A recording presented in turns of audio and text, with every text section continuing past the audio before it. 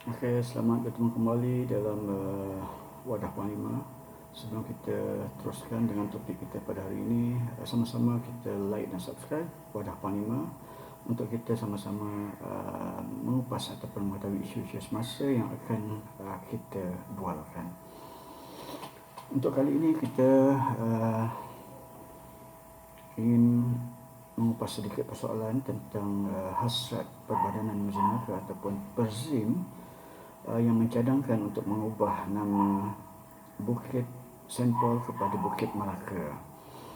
Memang isu ini menjadi satu topik hangat di Melaka pada masa ini, yang mana hasrat ini cuba dibantah oleh beberapa pihak, beberapa individu, NGO, malah melibatkan parti politik juga.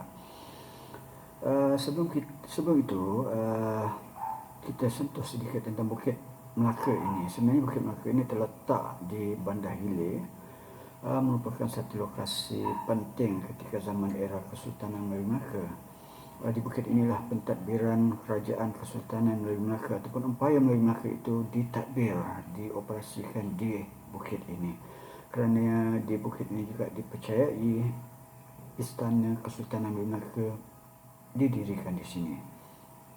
Amat strategik, boleh memantau pergerakan kapal-kapal yang lalu lalang di Selat Melaka dan juga boleh memantau pergerakan bot-bot ataupun jong-jong di sekitar yang keluar dan masuk laluan di Sungai Melaka, dan juga sangat strategik untuk melihat daratan di utara, di barat, di timur dan juga di selatan. Jadi memang bukit ini menjadi satu kunci ataupun nadi Melaka pada ketika itu. Dan selepas era kejatuhan Melaka, Portugis yang menjajah telah mendirikan sebuah gereja yang diberi nama Gereja Saint Paul. Dan semenjak dari itu juga bukit ini dikenali sebagai nama Bukit Saint Paul. Sehinggalah zaman penjajahan daripada British 1824, bukit ini ditukarkan nama kepada Bukit Bendera, yang kemudiannya selepas kita merdeka, bukit ini dikenali semula dengan nama Bukit Saint Paul.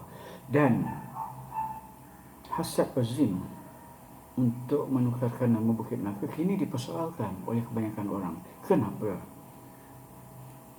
Sebenarnya kalau kita lihat Perzim sebagai satu badan berautoriti, badan yang memihak, badan yang kalau berkaitan dengan sejarah, sewajarnya Perzim sebagai satu badan yang bertanggungjawab untuk memperkasakan sejarah, dan mereka mencadangkan untuk menukar Bukit Saint Paul kepada Bukit Melaka. Dan yang bising, yang membantah, sehingga kan ada yang sanggup membuat petition di media sosial, bukanlah orang sejarah.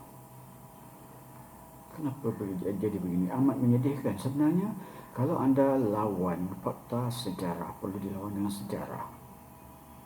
Kenapa fakta sejarah dilawan dengan sentimen politik, dengan sentimen perkauman? Ini isu yang timbul sekarang ini tidak ada kena mengena dengan politik, tidak ada kena mengena dengan perkauman, dan tidak ada kena mengena dengan keagamaan. Poin paling utama hanyalah untuk memperkasakan semula sejarah. Since Bukit Melaka memang amat dikenali pada zaman Kesultanan Melayu Melaka, tercatat dalam Sularatus Salatin, dan di bukit inilah juga melakar sejarah kegemilangan Melaka.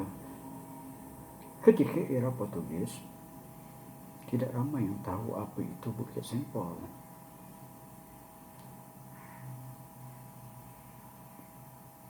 Itu sebablah kita cuba kembalikan semula kegemilangan bukit ini dengan nama Bukit Melaka sekarang, supaya generasi akan datang tahu tentang sejarah yang berlaku di Melaka. Malah pelancong-pelancong luar yang datang juga akan lebih jelas apa yang berlaku sebenarnya di tapak warisan dunia ini. Kenapa usaha-usaha kita untuk menguatkan jati diri, untuk membina kekuatan rakyat Malaysia ada saja yang menghalang. Apakah anda tidak mahu melihat rakyat Malaysia, bangsa Malaysia bersatu, mempunyai jati diri yang kuat untuk terus mengorak langkah ke hadapan? Kenapa setiap isu-isu sebegini perlu dikaitkan dengan sentimen perkauman, membakar perasaan kaum-kaum lain supaya menentang hasrat ini? Ini bukan faktor perkauman, tidak ada kena-mengena dengan perkauman. Malah penglibatan parti-parti politik diseret untuk mendesak kerajaan mendengar keluhan mereka, mendengar rintihan mereka. Kalau nak ikutkan ramai individu-individu tempatan, NGO tempatan, persatuan-persatuan tempatan yang sanggup mempertahankan, yang sanggup berjuang, tetapi kami memilih untuk berdiam diri. Dan isu yang dibawa ini, saya tegaskan sekali lagi, ini adalah isu sejarah kita. Tujuan kita untuk memperkasakan sejarah.